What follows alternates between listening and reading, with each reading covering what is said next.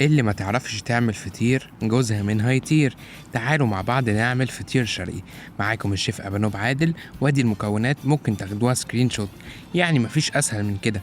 أول حاجة عندي 4 كوبايات دقيق، بنزل عليهم برشة من الملح ورشة من السكر، وبعد كده بنزل بحوالي كوباية ونص مية، واقعد اعجن لحد ما العجينه تتلم معايا. ممكن ازود ميه عادي وممكن ما ازودش على حسب نوع الدقيق اللي احنا بنستخدمه. انا بستخدم دقيق متعدد الاغراض.